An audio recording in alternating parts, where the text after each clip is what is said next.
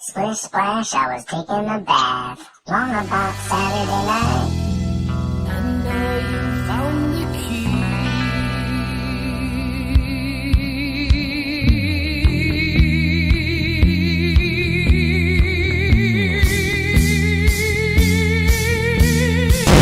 Bunions and Dragons! Welcome back to Bunions and Dragons, where we both do the Dungeons and the Dragons. This is our first session of Lost Mine of Phandelver, a starter campaign produced by Wizards of the Coast. So if you haven't played Lost Mine of Phandelver and you plan on it, this is a spoiler alert. Every game will run it a little bit different, but there's probably enough elements in here that if you anticipate playing and you want the full enjoyment, maybe you don't want to watch this particular episode. So in our Lost Mine of Phandelver campaign, Dave is playing a bugbear fighter. Hi, my name is Meat Shield, and I like long walks in the dungeon and killing monsters. Blake is going to be playing a dragonborn sorcerer, and will multi-class into monk. Okay, well, my name's Draxel Vroxus, and I can freeze things with my breath. Jason is playing a rock gnome wizard. Yes, Delang, the wizard, at your service. Michaela is playing a half-elf druid. Hi, my name's Kylan Nilo, which means night breeze, because I'm a breath of fresh air. And Max is going to be playing a half-elf ranger. Greetings and salutations, my name is Alton Goodtree, and besides causing massive damage to monsters, I also speak a number of different languages. The story starts off in Neverwinter. Dave's fighter bugbear named Meat Shield is a bouncer at the Broken Goblin. He's a little bit tired of working there in the big city of Neverwinter, and he does notice a bounty for a job posted on the corkboard there at the Broken Goblin, and heads off to find the employer. Wages at the Broken Goblin are okay, I suppose, but beating up drunken adventurers is getting old, and I think I can do a lot better for myself. Meanwhile, our female druid, Kylan, comes up to the corkboard. She sees the job that Gundren Rockseeker is hiring a small party to escort a wagon down to Phandelver. She grabs the posted job off the corkboard and throws it to the ground and declares, "This is mine!" And she heads out to find the employer. This job is mine, boys. Escorting wagons is what I do. Meanwhile, a female noble fighter by the name of Fenry, she approaches our rock gnome wizard and demands that she be taken along on whatever adventure he's about to strike out on. She can tell by looking at him that he's been raised in an environment of privilege. He also looks like he has a determination in his eye, that of an adventurer, and she is determined to come along with him. I don't know why you'd want to hang out with me, but sure, why not? He's really not sure what she is up to. Doesn't see any reason maybe not to accommodate her if she wants to tag along. And our wizard saw the druid depart the Broken Goblin and head off to find Gundren Rockseeker, take on that job as well. So he accepts Fenry's friendship, whatever this may be, and says, "Okay, come ahead, tag along." And Max's halfling ranger was not far behind. They set out to find the employer, found just outside the Frowning Inn, where the posted job said to meet. They find a wagon full of provisions with a canvas tarp thrown over the top and tied down. They see a beggar or a vagabond of some sort leaning up against the wagon. Hey there, crusty old vagabond-looking man. I'm here for the job, along with these guys. Additionally, Meat Shield, our bugbear fighter, found on the ground 6 wooden tokens Burned into the tokens was the name, the oaken barrel, and in the middle it had a picture of a barrel burned into the wood token. You decided to save those. Maybe they'd be of interest later. On the way, Kylan found a piece of paper on the floor that says, "Seek out the significance of your problem at this time. Try to understand the writing." I don't know what the rest of the note says. I can't save you from your bad memory this time, Dungeon Master. I can hardly read this note as well, but you get the gist. But the Vagabond explains the job to him. Each of the party will be awarded 10 gold pieces simply to escort this wagon full of provisions on the road south out of Neverwinter, and then head a little bit east to the small settlement of Phandelver. There they will be able to meet up with Gundren Rockseeker, the dwarf employer, and in his company is a human soldier by the name of Sildar. They will be meeting them in Phandelver. If the party takes the wagon to the provisioner, they will be awarded their gold.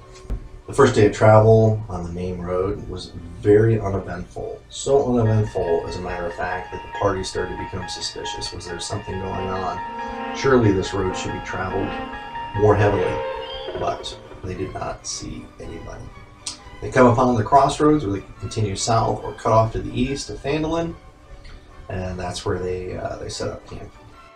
Yeah, let's set up camp here at the crossroads. We'll make it to Phandelver tomorrow. Nothing bad's gonna happen. The next day, early into their adventure, they stumbled across the remains of 2 horses lying in the middle of the path with black arrows sticking out of them. They sneak up cautiously towards the dead horse, scanning the environment for danger. As Kaylin the Druid swings a little bit south of the pathway, she is ambushed by a goblin that jumps out of the trees and comes up and strikes her. Ouch, you big meanie. That hurt. She took 7 hit points of damage in that surprise attack. Meatshield, who is traveling north of the pathway, sees the surprise attack and readies his crossbow and launches the bolt across the path and slaughters the goblin. That's right. 1 shot, 1 kill. Delang the wizard is staying back by the wagon to make sure that it is safe and secure. A wizard might be feeling a little bit squishy at this point, just starting off on his adventures, and will cautiously tiptoe into combat if needed. Squishy, yes, but also proud and very, very smart. Alton, the halfling ranger, is also sneaking through the north part of the trail, and they uncovered a total of 4 goblins. They searched the bodies and found 13 copper pieces on one, 20 copper pieces on another. Keelan found 21 silver pieces that she divvied up among the party. She's a good sharer, I think. Searching there, they also found a silver-tipped quill with an elaborate white feather sticking out of it. They decided to keep that, worth about 7 silver pieces. Kaylin now has the opportunity to take a closer look at the horses and notice that the saddle and tack are still in place on the horses, and that burned into the side of the saddle are the names Gundren Rockseeker and Sildar, so it appears that their employers were ambushed. Hey guys, how are we gonna get paid if our employers are dead or captured? This is trouble. Alton the ranger makes a very high survival roll and is able to survey the area and notices that there are footprints headed north, actually to where the 4th goblin had started to flee before he was killed, and that there are dozens upon dozens of goblin footprints headed up towards that path. With additional inspection, he also noticed that it appears that 2 humanoid-sized bodies were dragged from the trail up north to this side trail. Oh no, it looks like their employers have probably been either killed, but certainly captured. What to do? Delang the wizard thinks that we should take the cart and the horses, tie them up in a hard to discover area, give them enough hay and whatnot to eat, while the party sneaks up the trail to find out where those goblins have gone, and where their employers may be held captive. Yeah, I think I'll just put the horses and wagon over here and cast my invisibility spell. You can do that? No, I can't do that. But I'll take this big branch and we'll just lay it over there, and it'll be like an invisibility spell.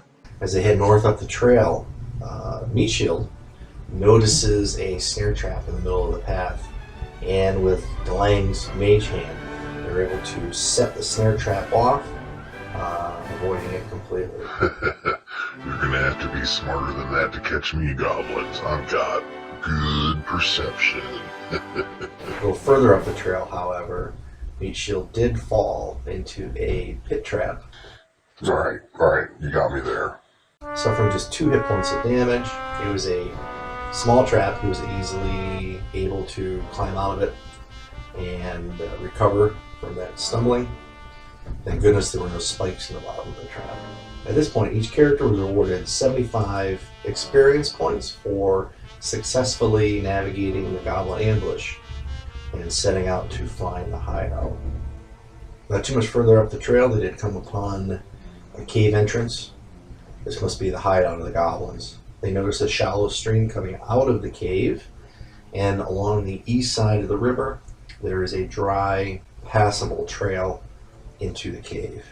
Meat Shield moves into the brush on the east side of the river, along with Caitlin, and they do notice 2 goblins arguing over who would get the largest half of a shared tuna fish sandwich. That arguing, that distraction, for the goblins would be their undoing. Let's sneak up on them, surprise attack them, and kill them. Oh, I think I missed him. I think I stabbed the tuna fish sandwich. Meat Shield and Caitlin were able to step in. Alton, the ranger, was also able to step in. They killed the 2 goblins. One of the goblins had 20 copper pieces. The other one had 16 copper pieces. And Meat Shield and Caitlin just pocketed those little bits of copper. They decided to venture into the cave. They could see some of it with the natural lighting from the sun. But not everybody in the party has dark vision. So the wizard, DeLange, is going to carry the torch to provide that light. That's right, I, DeLange, shall be your torchbearer. The party ventures into the cave, and they hear growling and snarling off to the east. They notice that there are wolves chained up to a stalagmite sticking out of the ground. There's the smell of garbage and refuse coming from the area. And the wolves aren't happy to see the party. The wizard's Ray of Frost and Alton's arrows did some heavy damage on the wolves. Meat Shield continues down the path and spots some goblins on a bridge above the walkway. And the goblin runs off. Meat Shield runs in. He takes some damage from the goblins, and in the melee, his axe flings out of his hands due to a critical fumble and strikes Fenry, knocking her down, rendering her unconscious and wounded. Oops. Took her down by friendly fire. I am so sorry about that. Truly, I am. Have no fear, fumbly fingers. I think I can fix this. DeLange was able to do a medicine check and stabilize Fenry. They were able to get her a few hit points to be able to stand up and join the party. The party presses on. Had some issues with the torch and trying to be able to see, but between the party's chatter, those who couldn't see were able to hear well enough to be able to get regrouped with the party, get within the torchlight. They come around the bend, and voila, that goblin that was up on the bridge had run around and warned the other goblins, and a big, massive rush of water comes whooshing down the pathway. We had some dexterity saving throw checks.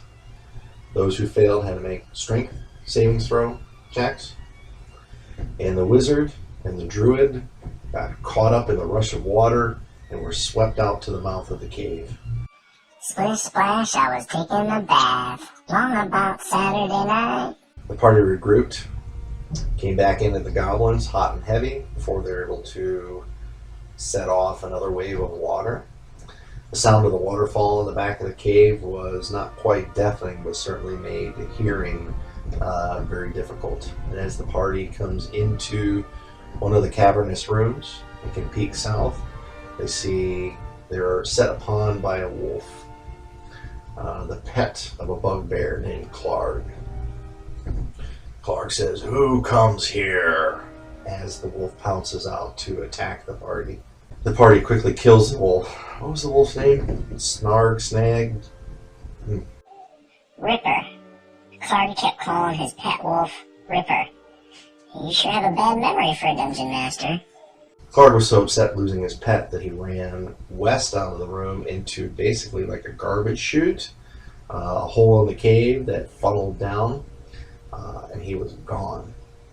Another one of the goblins escaped that way as well, and the remaining goblins that were in the room were fairly well dispatched. Fenrir was still hurting. The rest of the party fared rather well, and they decided to put up in Clark's area to see if they can't sneak in a short rest. It was immediately disrupted by the one goblin that had escaped. Presumably, Clark has left the complex and run to a place of safety. We don't know where he went, but this other goblin snuck around the backside, attempted an attack on the party, was killed very quickly, after which the party was able to have a successful short rest. With Clark run off, the pet wolf destroyed, the goblins wiped out, and the party having a successful short rest. This is where our adventure ends, and we'll pick up in a future episode.